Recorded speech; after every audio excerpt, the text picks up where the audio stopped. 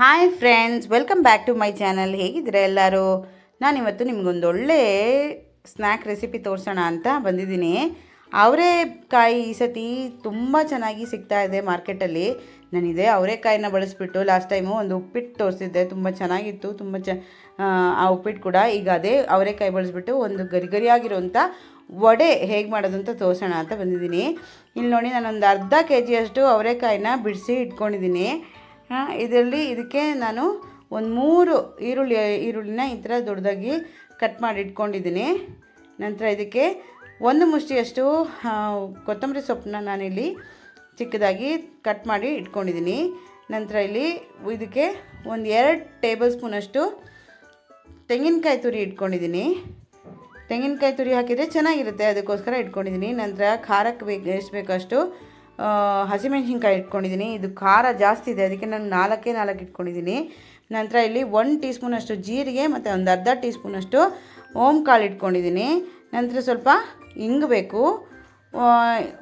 ಅಕ್ಕಿ ಹಿಟ್ಟು ಒಂದು 2 ಟೇಬಲ್ ಸ್ಪೂನಷ್ಟು ಮತ್ತು ಕಡಲೆ ಹಿಟ್ಟು ಒಂದು 2 ಟೇಬಲ್ ಸ್ಪೂನಷ್ಟು ಇಟ್ಕೊಂಡಿರೋದು. ನಂತರ ಕಸೂರಿ ಮೆಥಿ ಇಟ್ಕೊಂಡಿದ್ದೀನಿ. ಒಂದು ಮುಷ್ಟಿ ಸ್ವಲ್ಪ ಇಟ್ಕೊಂಡಿದ್ದೀನಿ ಅಷ್ಟೇ ಅಂದಾಜಲ್ಲಿ. ನಂತರ ಇದಕ್ಕೆ ಶುಂಠಿ ಬೆಳ್ಳುಳ್ಳಿ ಪೇಸ್ಟು 1 ಸ್ಪೂನಷ್ಟು. ನಂತರ ಅಚ್ಚಕಾರದ ಪುಡಿ 1 ಸ್ಪೂನು, ಅರ್ಧ ಸ್ಪೂನಷ್ಟು ಗರಂ ಮಸಾಲ ಪುಡಿ. ನಂತರ ರುಚಿಗೆ ತಕ್ಕಷ್ಟು ಉಪ್ಪು ಮತ್ತು ಕರಿಯೋದಕ್ಕೆ ಎಣ್ಣೆ. ಇಷ್ಟೇ ಬೇಕಾಗೋದು ಈ ಅವರೆಕಾಯಿ ವಡೆ ಮಾಡೋದಕ್ಕೆ. ಮೊದಲಿಗೆ ಏನು ಮಾಡಬೇಕಂದ್ರೆ, ಒಂದು ಮಿಕ್ಸಿ ಜಾರು ಅಥವಾ ಈ ಥರ ಚಾಪರ್ ಏನಾದರೂ ಇದ್ದರೆ, ವೆಜಿಟೇಬಲ್ ಚಾಪರು, ಅದಕ್ಕೆ ನಾವು ಅವರೆಕಾಯಿ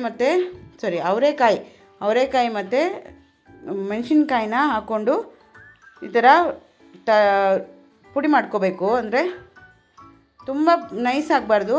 ಮೊದಲಿಗೆ ನಾನು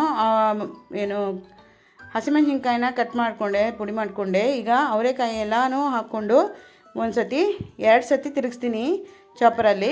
ನಂತರ ನೋಡಿ, ಇಷ್ಟ ಆಗಿದೆಯಾ? ಇದರಲ್ಲಿ ಅರ್ಧದಷ್ಟು ನಾನು ಒಂದು ಬೌಲಿಗೆ ಹಾಕ್ಕೊಳ್ತಾ ಇದ್ದೀನಿ. ಮಿಕ್ಕಿದ ಅರ್ಧನ ನಾನು ಇನ್ನೂ ಸ್ವಲ್ಪ ಫೈನ್ ತರಿ ಮಾಡ್ಕೋಬೇಕು. ಅದಕ್ಕೆ ಇನ್ನೊಂದು ಸ್ವಲ್ಪ ಚಾಪರಲ್ಲಿ ಇದು ಮಾಡ್ಕೊಳ್ತೀನಿ. ಮಿಕ್ಸಿಲಿ ಮಾಡ್ಕೊಳ್ಬೇಕಂದ್ರೆ ನೀವು ಹಂಗೆ ಮಾಡ್ಕೊಳ್ಳಿ. ಒಂದು ಅರ್ಧ ದಪ್ಪದಾಗಿ ಮಾಡ್ಕೊಳ್ಳಿ, ಇನ್ನೊಂದು ಅರ್ಧ ಈ ಥರ ತರಿಯಾಗಿ ಸ್ವಲ್ಪ ಸಣ್ಣ ಮಾಡ್ಕೊಳ್ಳಿ. ನಂತರ ಇದಕ್ಕೇನು ಮಾಡಬೇಕಂದ್ರೆ, ಒಂದೊಂದಾಗಿ ಎಲ್ಲನೂ ಸೇರಿಸ್ಕೋಬೇಕು. ನಾನಿಲ್ಲಿ ಜೀರಿಗೆ ಮತ್ತು ಓಂಕಾಳು, ನಂತರ ಕಸೂರಿ ಮೇಥಿ ಮತ್ತು ಶುಂಠಿ ಬೆಳ್ಳುಳ್ಳಿ ಪೇಸ್ಟು ಎಲ್ಲ ಒಂದೊಂದಾಗೆ ಸೇರಿಸ್ಕೋಬೇಕು. ಕಸೂರಿ ಮೇಥಿ ಆಪ್ಷನಲ್ಲು, ನಿಮ್ಗೆ ಇಷ್ಟ ಇದ್ದರೆ ಸೇರಿಸ್ಕೋಬೋದು, ಇಲ್ಲಾಂದರೆ ಸ್ಕಿಪ್ ಕೂಡ ಮಾಡ್ಬೋದು. ಬಟ್ ಪರಿಮಳ ಚೆನ್ನಾಗಿರುತ್ತೆ, ಅದಕ್ಕೋಸ್ಕರ ಹಾಕ್ಕೊಂಡಿದ್ದೀನಿ. ನಂತರ ಅಚ್ಕಾರದ ಪುಡಿ. ನಂತರ ಈರುಳ್ಳಿನ ನೋಡಿ ಈ ಥರ ದೊಡ್ಡದಾಗೆ ಕಟ್ ಮಾಡಿ ಇಟ್ಕೊಂಡಿದ್ದೀನಿ. ಸಣ್ಣದಾಗಿ ಬೇಕಂದರೆ ನೀವು ಕಟ್ ಮಾಡಿ ಇಟ್ಕೋಬೋದು. ಅದಕ್ಕೆ ಸ್ವಲ್ಪ ಹಿಂಗೆ ಹಾಕ್ಕೊಂಡಿದ್ದೀನಿ ಮತ್ತು ತೆಂಗಿನಕಾಯಿ ತುರಿ ಹಾಕ್ಕೊಂಡಿದ್ದೀನಿ. ಈಗ ಇದಕ್ಕೆ ಸ್ವಲ್ಪ ಅರ್ಧ ಸ್ಪೂನಷ್ಟು ಗರಂ ಮಸಾಲ ಹಾಕ್ಕೊಂಡಿರೋದು ನಾನು. ನಂತರ ಕಟ್ ಮಾಡಿರೋಂಥ ಕೊತ್ತಂಬರಿ ಸೊಪ್ಪನ್ನ ಹಾಕ್ಕೊಂಡು ಇದನ್ನು ಒಂದು ಸತಿ ಚೆನ್ನಾಗಿ ಮಿಕ್ಸ್ ಮಾಡಬೇಕು. ಕೊತ್ತಂಬರಿ ಸೊಪ್ಪು ಬದಲಾಗಿ ನೀವು ಸಬ್ಸಿಗೆ ಸೊಪ್ಪು ಕೂಡ ಬಳಸ್ಬೋದು, ಅಥವಾ ಎರಡನ್ನೂ ಕೂಡ ಬಳಸ್ಬೋದು. ತುಂಬ ಚೆನ್ನಾಗಿರುತ್ತೆ, ಏನೂ ತೊಂದರೆ ಇಲ್ಲ. ನನ್ನ ಹತ್ರ ಸಬ್ಸಿಗೆ ಸೊಪ್ಪು ಇರಲಿಲ್ಲ, ಅದಕ್ಕೋಸ್ಕರ ನಾನು ಬರೀ ಕೊತ್ತಂಬರಿ ಸೊಪ್ಪನ್ನ ಮಾತ್ರ ಹಾಕ್ಕೊಂಡಿದ್ದೀನಿ. ಇದ್ರೆ ನೀವು ಸಬ್ಸಿಗೆ ಸೊಪ್ಪು ಕೂಡ ಬಳಸಿ ಮಾಡ್ಕೊಳ್ಳಿ. ನಂತರ ಇದನ್ನು ಒಂದು ಸತಿ ಚೆನ್ನಾಗಿ ಮಿಕ್ಸ್ ಮಾಡಿಬಿಟ್ಟು ಇವಾಗ ನಾವು ಕಡಲೆ ಹಿಟ್ಟು ಮತ್ತು ಅಕ್ಕಿ ಹಿಟ್ಟನ್ನ ಹಾಕ್ಕೊಳ್ಬೇಕು. ಕಡಲೆ ಹಿಟ್ಟು ಮತ್ತು ಅಕ್ಕಿ ಹಿಟ್ಟು ಪ್ರಮಾಣ ಇಂಥದ್ದೇ ಅಂತ ಏನಿಲ್ಲ. ಏನಕ್ಕೆ ಅಂತಂದರೆ, ನಾವೀಗ ಇದನ್ನು ಕಲಿಸ್ಬೇಕಾದ್ರೆ ನಾವು ಕಡಲೆ ಹಿಟ್ಟನ್ನ ಬಳಸೋದು ಬೈಂಡಿಂಗ್ಗೋಸ್ಕರ ಅಲ್ವಾ. ಸೊ ಹಾಗಾಗಿ ಸ್ವಲ್ಪ ಹೆಚ್ಚು ಕಮ್ಮಿ ಮಾಡ್ಕೋಬೋದು. ನಾನು ಮೊದಲಿಗೆ ಬರೀ ನೀರು ಹಾಕದೆ ಕಲಿಸಿದ್ದೆ, ಅದೇ ನೀರು ಹೊಡ್ಕೊಳ್ಳುತ್ತೆ. ಹಾಗಾಗಿ ಜಾಸ್ತಿ ನೀರು ಹಾಕೋಬೇಡಿ. ನಾನಿಲ್ಲಿ ಸ್ವಲ್ಪನೇ ನೀರು ಹಾಕ್ಕೊಂಡು ಮತ್ತೊಂದು ಸ್ವಲ್ಪ ಕಡಲೆ ಹಿಟ್ಟು ಹಾಕ್ಕೊಂಡಿದ್ದೀನಿ ನಾನು, ಯಾಕೆಂದರೆ ಅದು ಬೈಂಡಿಂಗ್ಗೋಸ್ಕರ ನಾನು ಹಾಕ್ಕೊಂಡಿರೋದು. ಅದಕ್ಕೆ ಹೇಳಿದ್ದು ನಾನು, ನೀವು ಕಲಿಸ್ಬೇಕಾದ್ರೆ ನಿಮ್ಗೆ ಗೊತ್ತಾಗುತ್ತೆ, ನಿಮಗೆ ಎಷ್ಟು ಅದು ಬೈಂಡಿಂಗ್ಗೆ ಇನ್ನೂ ಬೇಕಾ ಬೇಡವಾ ಅಂತ ಗೊತ್ತಾಗುತ್ತೆ. ಅದ್ರ ಅಕಾರ್ಡಿಂಗ್ ನೀವು ಅದು ನೋಡಿಕೊಂಡು ನೀವು ಹೆಚ್ಚು ಕಮ್ಮಿ ಮಾಡ್ಕೋಬೋದು. ಏನಿಲ್ಲ ಅಂದರೆ ಉಂಡೆ ಕಟ್ಟಕ್ಕೆ ಬರಬೇಕು, ಕರೆಕ್ಟಾಗಿ ಬೈಂಡಿಂಗ್ ಬಂದು ಉಂಡೆ ಕಟ್ಟಕ್ಕೆ ಬರಬೇಕು. ಯಾಕೆಂದರೆ ನಾವು ಅವರೆಕಾಯಿನ ಸ್ವಲ್ಪ ತರಿಯಾಗಿ ಮಾಡ್ಕೊಂಡಿದ್ದೀವಲ್ಲ, ಅದಕ್ಕೋಸ್ಕರ. ನಂತರ ನೋಡಿ, ಈ ಥರ ಉಂಡೆ ಕಟ್ಕೊಂಡು ಇಟ್ಕೋಬೇಕು. ನಾನಿಲ್ಲಿ 1 ಬ್ಯಾಚ್ ಆಫ್ ಉಂಡೆಗಳನ್ನ ನಾನು ರೆಡಿ ಮಾಡಿ ಇಟ್ಕೊಂಡಿದ್ದೀನಿ. ಇದನ್ನಿವಾಗ ಎಣ್ಣೆಯಲ್ಲಿ ಡೀಪ್ ಫ್ರೈ ಮಾಡಬೇಕು. ನಾನೀಗ ಒಂದು ಇದು ಬಾಣಲೆಯಲ್ಲಿ ಎಣ್ಣೆ ಕಾಯಕ್ಕೆ ಇಟ್ಟಿದ್ದೀನಿ. ಇವಾಗ ಇದನ್ನು ಸ್ವಲ್ಪ ನೀರಿನ ಸಹಾಯ ಇಟ್ಕೊಂಡು ಈ ಥರ ದಪ್ಪದಾಗಿ ತಟ್ಕೊಂಡು ಎಣ್ಣೆಯಲ್ಲಿ ಬಿಟ್ಟು ವಡೆ ಆಕಾರದಲ್ಲಿ ತಟ್ಕೊಂಡು ಎಣ್ಣೆಯಲ್ಲಿ ಬಿಟ್ಟರೆ ಆಯಿತು.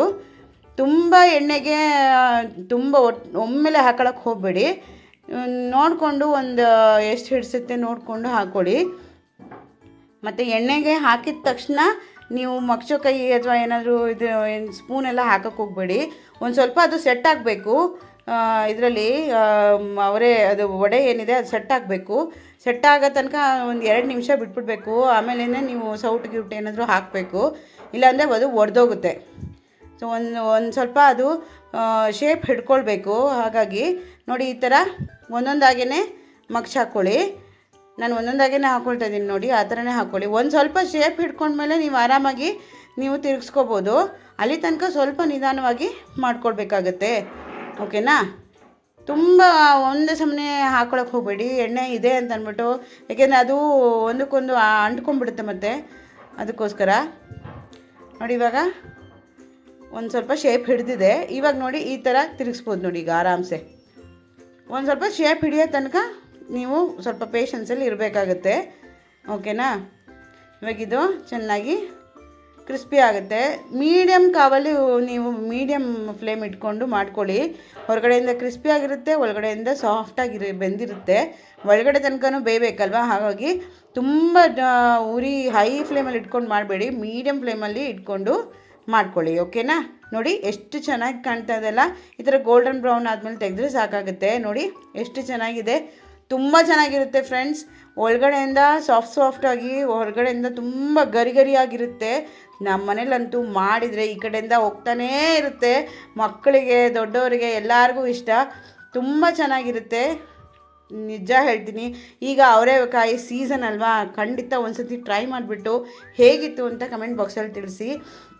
ಇನ್ನು ನನ್ನ ಚಾನಲ್ ಯಾರೆಲ್ಲ ಸಬ್ಸ್ಕ್ರೈಬ್ ಮಾಡಿಲ್ಲ ಸಬ್ಸ್ಕ್ರೈಬ್ ಮಾಡಿ, ಈ ರೆಸಿಪಿನ ಲೈಕ್ ಮಾಡಿ, ಶೇರ್ ಮಾಡಿ ನಿಮ್ಮ ಫ್ಯಾಮಿಲಿ ಫ್ರೆಂಡ್ಸ್ ಅವ್ರ ಜೊತೆ. ಓಕೆನಾ? ನಾನು ನಿಜ ಹೇಳ್ತಾಯಿದ್ದೀನಿ, ನೀವು ನನಗೆ ಥ್ಯಾಂಕ್ಸ್ ಹೇಳ್ತೀರಾ. ತುಂಬ ಚೆನ್ನಾಗಿರುತ್ತೆ. ನೀವು ಒಂದು ಸತಿ ಟ್ರೈ ಮಾಡಿಬಿಟ್ಟು ನನಗೆ ನಿಮ್ಮ ಫೀಡ್ಬ್ಯಾಕ್ನ ನನಗೆ ತಿಳಿಸಿ. ನನಗೆ ತುಂಬ ಇನ್ಸ್ಪಿರೇಷನ್ ಸಿಗುತ್ತೆ ನಿಮ್ಮ ಫೀಡ್ಬ್ಯಾಕ್.